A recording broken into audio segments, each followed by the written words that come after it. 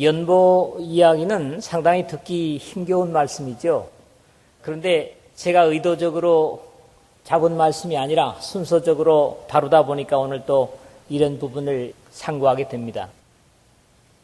교우들 간의 어려움과 또 기쁨을 함께 나누는 그것이 바로 하나님의 백성된 의무일 것이기 때문에 사도행전 11장에 나타나는 대로 클라우디오 로마의 황제 때에 흉년이 들어서 예루살렘 교회가 어려움을 당하게 되고 그 어려움 당하는 교우들을 돕기 위해서 마케도니아 또는 아가야의 성도들이 십시일반으로 힘을 모두어서 하나님께 드림으로써 예루살렘의 가난이 채워지고 풍족해지는 그런 아름다운 교제의 모습을 우리 성경 속에서 보게 됩니다.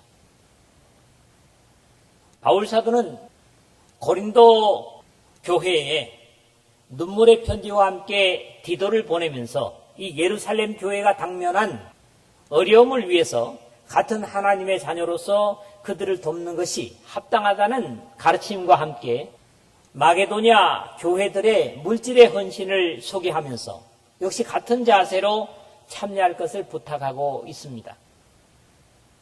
그렇습니다. 교회라고 하는 것은 어려움과 고통을 함께 짊어지고 가는 데가 교회입니다. 그게 바로 하나님의 백성됨의 모습이고 사실적인 것이 되어야 됩니다. 그래서 이제 하나님의 백성이 함께 됐다고 하는 것은 나의 고통은 나 혼자 가져가는 것이 아니고 나의 힘듦을 나 혼자 짊어지는 것이 아니고 수고하고 무거운 짐진 자들아 다 내게로 오라. 내가 너희 짐을 지겠다. 나의 멍에를 메고 내게 배우라. 그리하면 너희 마음이 힘을 얻을 것이다. 이것은 주님과의 고통의 나눔이 되는 동시에 하나님의 백성들과 실질적으로 나눔을 가지는 것이 바로 교회 성도들 간의 교제입니다. 그렇기 때문에 우리의 나눔이라고 하는 것이 좋을 때뿐만 아니라 힘겹고 어려울 때도 역시 이렇게 나눠져야 된다는 사실을 배우게 됩니다. 그럼에도 본문의 표현은 확실히 세상의 일반적인 기부들, 기부 문화와는 상당히 다르고 또 성경에 나타나는 바리새인들의 자기를 나타내기 위한 기부와는 완전히 다름을 보여주고 있는 일면을 봅니다. 비록 시간이 흘렀지만 이것은 또한 오늘 하나님의 백성으로서의 물질의 헌신의 모범이라고 하는 데서 귀중한 표준이 됩니다. 우리는 하나님 앞에 드린다고 하는 것이 결국 하나님이 필요해서 드리는 것은 아닙니다. 하나님께는 산천의 모든 소양과 이 우주 만물이 다 하나님의 것입니다. 그렇기 때문에 이걸 드려가지고 하나님이 모자라는 것을 보충하는 것이 아니라 하나님의 지체된 하나님의 백성들과 교회가 하나님의 소망의 복음을 증거하기 위한 도구로 이것을 쓰게 되는 것을 보는 겁니다. 구약 성경의 드림은 육신적인 복받기 위한 조건이기도 하나 또는 의무였습니다. 대개 보면 그렇지요. 그러나 복음 이후에 우리가 거듭나 하나님의 백성이 된 절대적인 사실 속에서 자발적이고 또 십자가의 은혜에 감격한 사람들의 아름다운 모습이 주님께 드림입니다.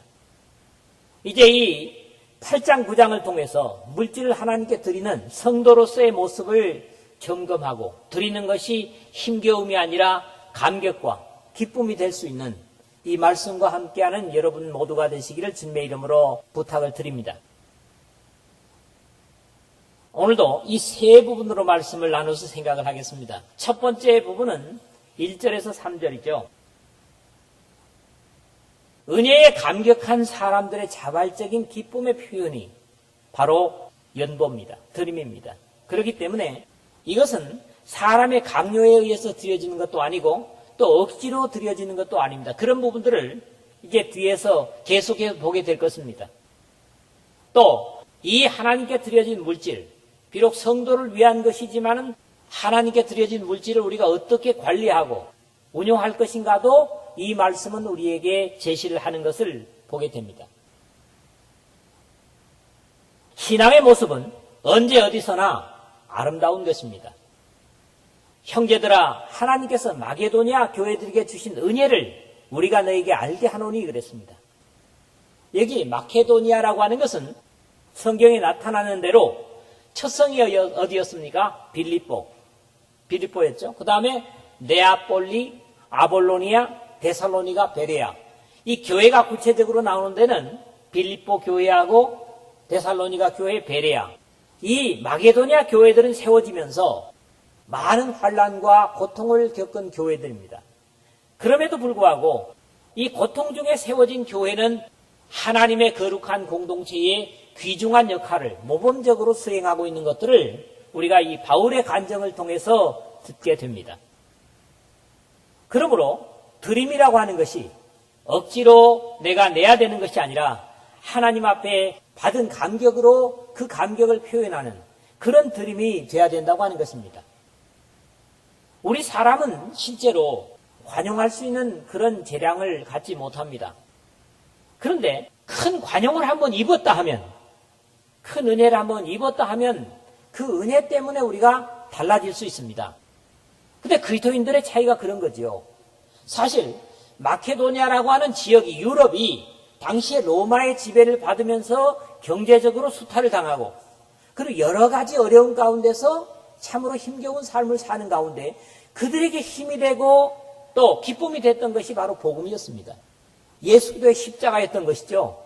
그래서 자기네들이 어떤 육신적으로는 맛보지 못한 하나님의 놀라운 은혜를 맛본 이들이 이제 이것을 표현하는 것이 바로 예루살렘의 흉년을 당한 주님의 백성들에 대한 도움을 적게나마 주는 것이었다는 거지요. 그렇습니다. 사람은 관용할 수 있는 사람은 없습니다. 대개 다 사람은 좀 포악한 면이 있습니다. 왜 이런 걸 말씀드리냐 하면 창세기의 4장에 보면 가인이라는 사람을 보십시오. 최초의 형제이면서도 동생 아벨이 다른 것이 아니라 제사를 하나님께서 연락해 주셨다고 하는 것 때문에 그 동생을 쳐 죽이는, 이게 어떻게 보면 여기 서 있는 제 자신의 모습이고 여러분의 모습일 수 있습니다. 그런데 이렇게 도저히 용서받을 수 없는, 관용이 없는 우리가 하나님의 아들 예수 그리스도의 십자가의 은혜를 통해서 엄청난 살인의 죄라든가 모든 우리의 평생의 죄를 용서받았다고 하는 이 엄청난 관용이 우리로 하여금 관용할 수밖에 없게 하는 그런 삶을 사는 거지요.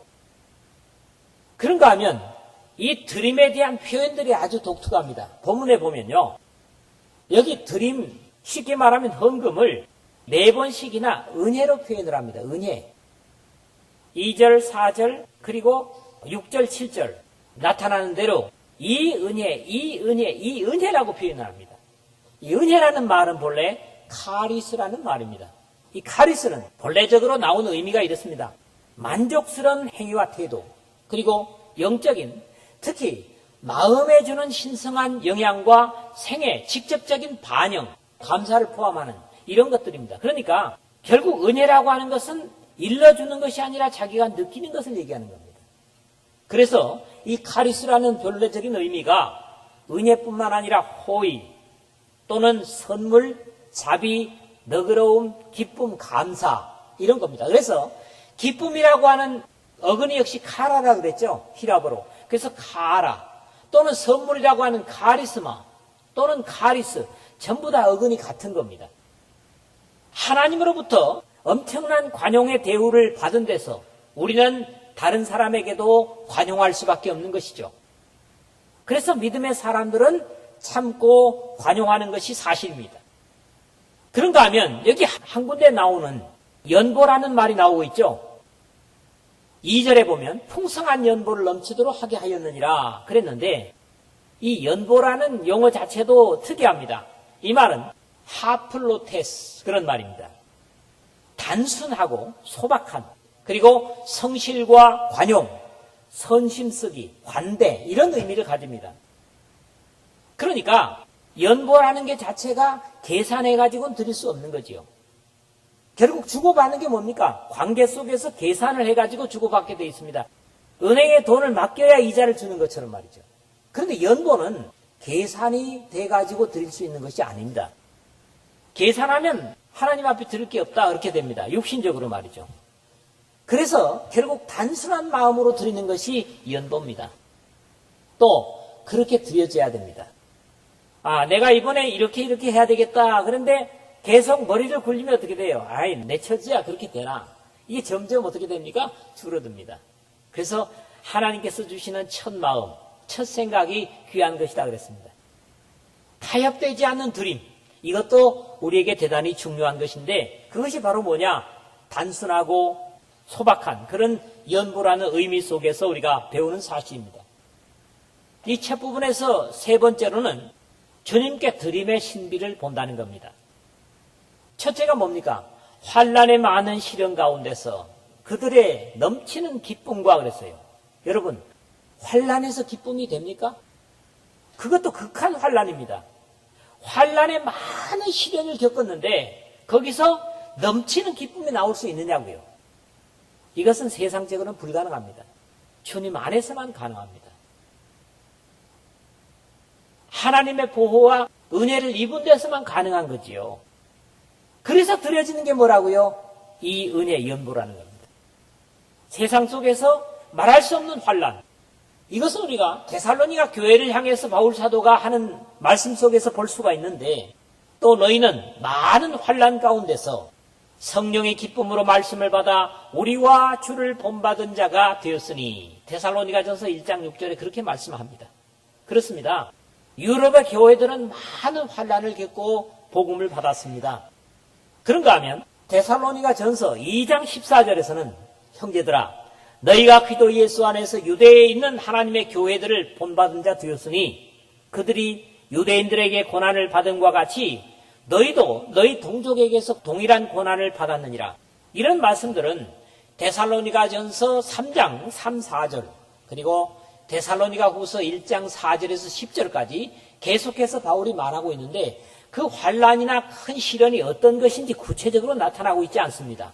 그러나 이 데살로니가를 비롯한 교회들은 세워지면서부터 유대인들의 방해 공작 그리고 환난을 당한 사실들을 우리가 사도행전 16장 17장에서 보게 됩니다.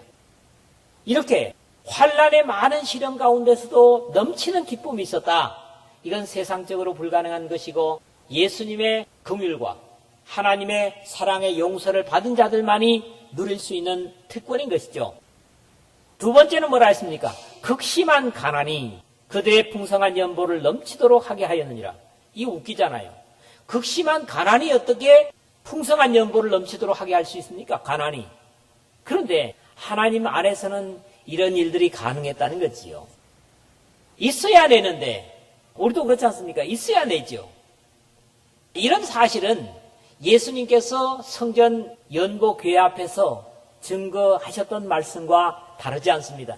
또 어떤 가난한 과부가 두 렙돈 넣는 것을 보시고 예수께서 이르시되 내가 참으로 너희에게 말하노니 이 가난한 과부가 다른 모든 사람보다 많이 넣었도다. 저들은 그 풍족한 중에서 헌금을 넣었거니와 이 과부는 그 가난한 중에서 자기가 가지고 있는 생활비 전부를 넣었느니라 하시니라. 누가복음 21장 2절에서 4절 예수님께서 증거하시는 말씀입니다. 그렇습니다. 어찌 보면 우리가 많이 갖게 되면 더 계산하게 되어지는 경우도 많지요. 그런데 연보라는 것 자체가 뭐라고요? 단순하고 소박한 것이고 관대한 것이라는 겁니다. 그렇기 때문에 우리가 부여할 때 하나님 앞에 많이 드릴 수 있는 것보다는 어려운 때 오히려 순수한 마음으로 드릴 수 있다고 하는데 이의가 없습니다. 그렇죠? 그래서 오히려 극심한 가난이 풍성한 연보를 넘치도록 하게 한 것 같습니다. 또 이 말씀은 거꾸로 얘기하면 이렇게 이해할 수도 있습니다. 가난해서 하나님 앞에 내지 못할 만큼 한 가난은 없다. 그렇게 말씀드릴 수 있죠? 예수님께서는 각자의 드리는 심령을 알기 때문에 그렇게 말씀을 하는 것입니다. 뿐만 아니라 이 드림의 신비를 보면 세 번째는 뭡니까? 내가 증언하노니 그들이 힘대로 할 뿐 아니라 힘에 지나도록 자원하여 했다. 힘대로 할 뿐 아니라 힘에 버겁도록 했다 이 얘기거든요. 그리고 이것이 강요에 의해서가 아니라 자원해서 했다는 겁니다. 그렇습니다. 연보라고 하는 것이 하나님께 드리는 게 있어서 절대로 강요에 의해서 드려져서는 안 됩니다. 자원해서 드려져야 되고 또 자원해서 드리는 것을 하나님께서 기뻐 받으십니다. 이제 뒤에 나오면서 이런 것들이 구체적으로 언급이 될 겁니다. 여러분들이 한번 그런 부분에 참고하시길 바랍니다.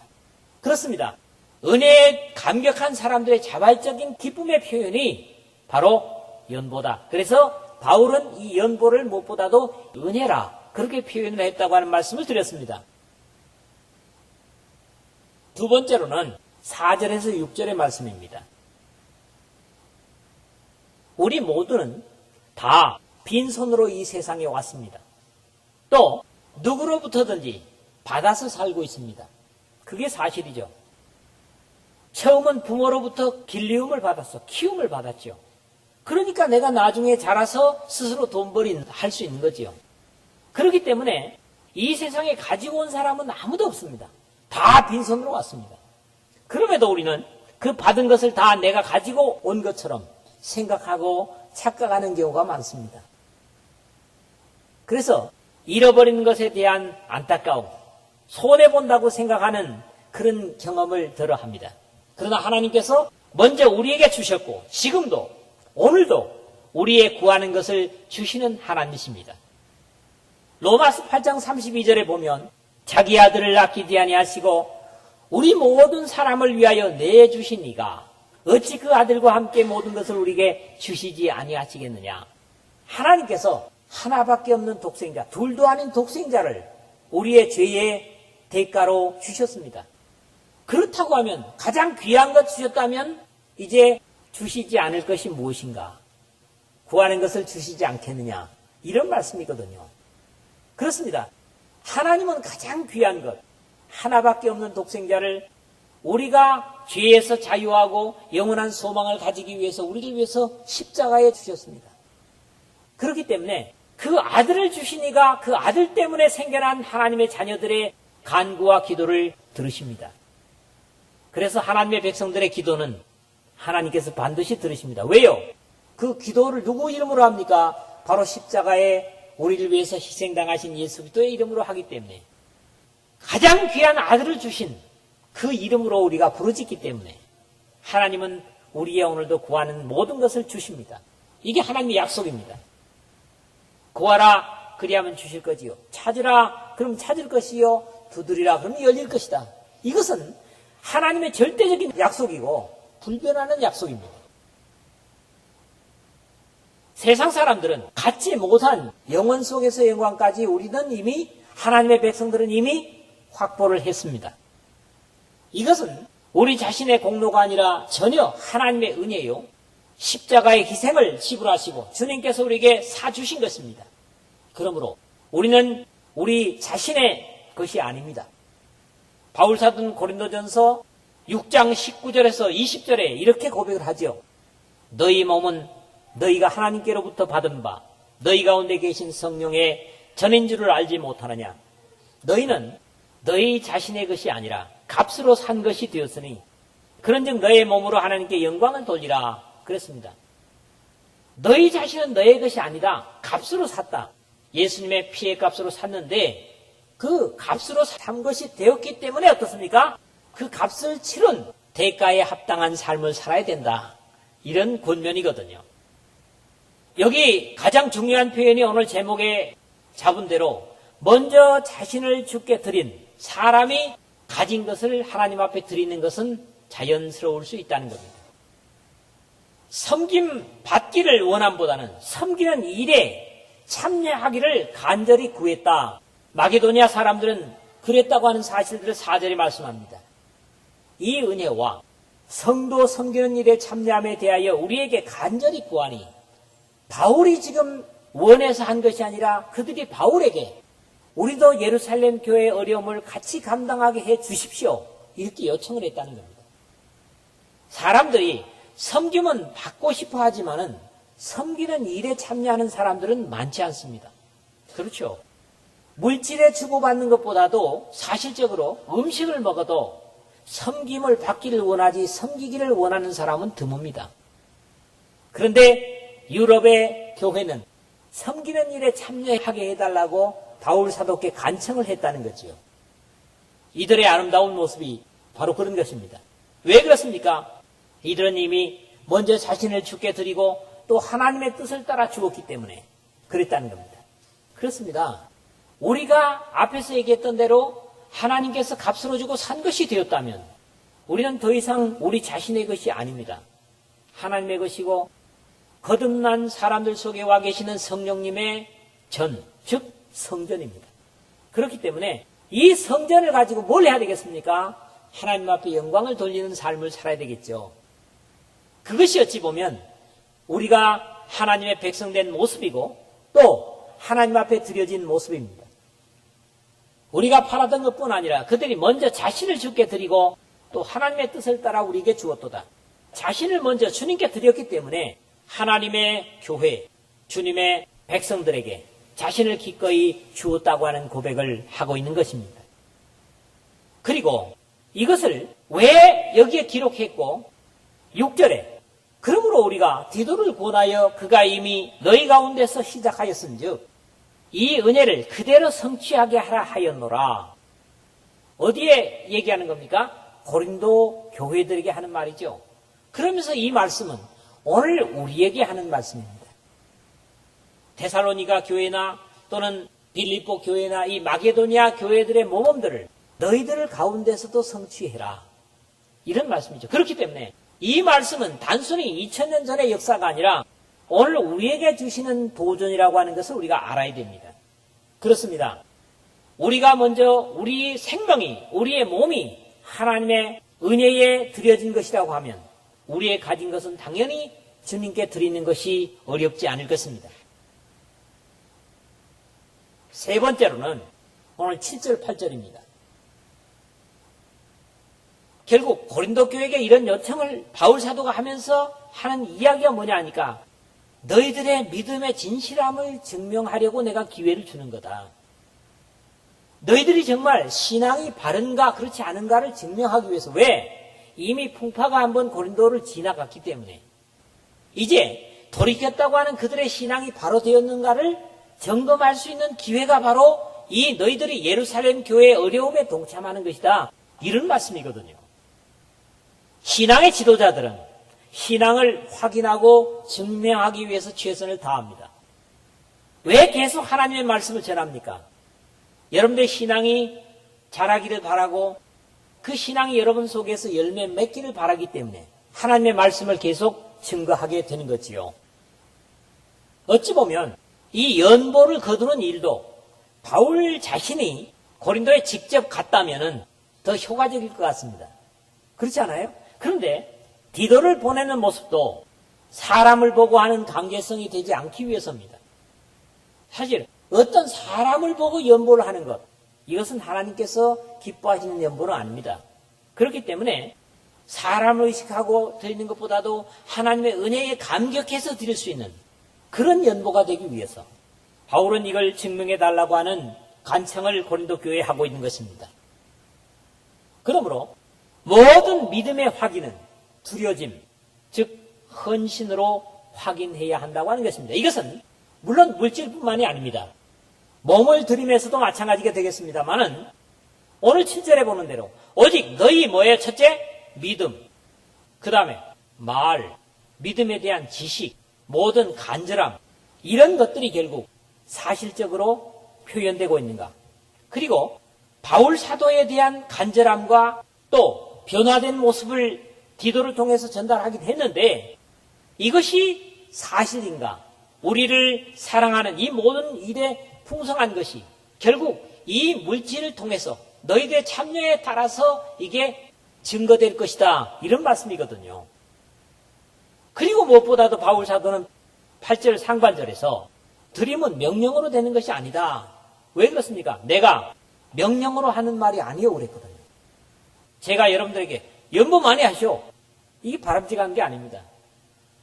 바울도 그렇게 하지 않았단 말이죠. 그렇기 때문에 어쩌면은 우리는 예배 시간에도 참여한 사람들이 시험 당하는 것보다는 드릴 수 있는 은혜로 드리기 위해서 들어오면서 마음에 있고 하나님 앞에 감사를 가진 사람들이 내게 하는 것입니다. 이게 옳다고 봅니다. 뿐만 아니라 믿음은 이 땅에서도 증명되어져야 산 믿음입니다. 오직 다른 이들의 간절함을 가지고 너희의 사랑의 진실함을 증명하고자 함이로라. 8절 하반절에 바울이 그렇게 말씀하고 있다고요.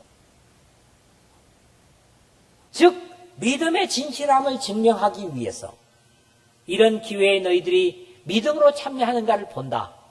그런 바울의 가르침을 보는 거지요. 진실로 주님을 사랑하는 자는 죽음에서 우리를 사주신 주님께 먼저 자신을 기꺼이 드릴 수 있어야 될 것입니다. 하나님께서 독생자 가장 귀한 것을 우리에게 주신 것처럼 우리가 우리 자신을 하나님 앞에 드릴 수 있는 것은 당연한 것이죠. 자신을 주께 드리고 나면 나의 가진 모든 것은 사실 다 주님의 것이 될 것이고 주께서 쓰시겠다 하면 언제든지 내어놓을 수 있을 것입니다. 예수님께서 예루살렘에 입성하시면서 제자들에게 그럽니다. 저기 가서 아직 사람이 타보지 않은 나귀 새끼가 있는데 그걸 풀어와라 그랬지요.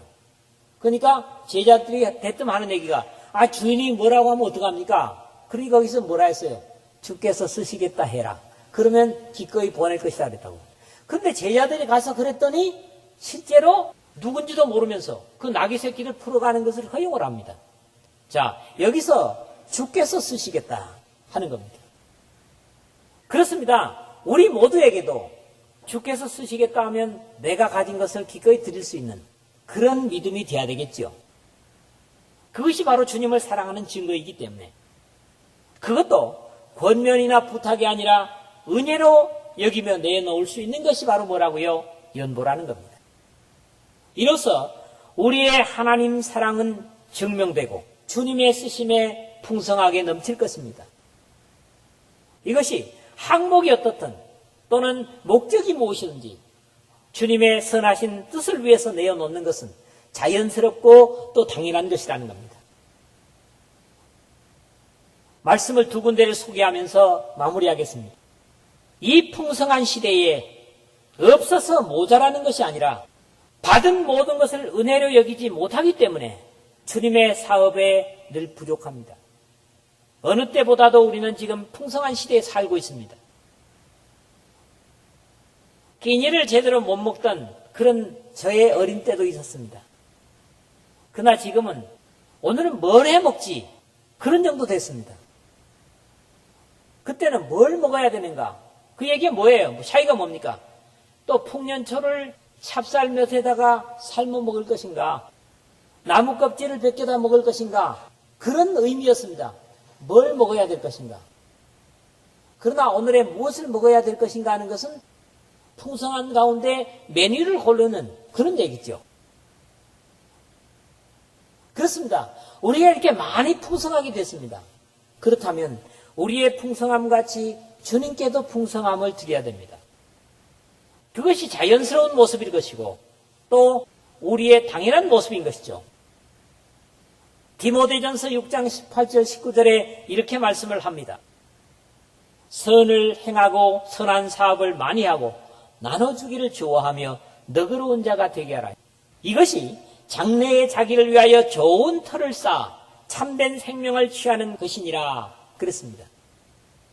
오늘 이 시대 속에서 내가 가진 풍성함을 하나님의 영광을 위해서 또 영혼을 위해서 쓸 수 있다면 이것은 장래에 좋은 터를 쌓는 것이 된다. 한 군데 말씀을 더 보면 히브리서 13장 16절입니다. 오직 선행과 서로 나눠주기를 잊지 말라. 하나님은 이 같은 제사를 기뻐하시느니라. 그렇습니다.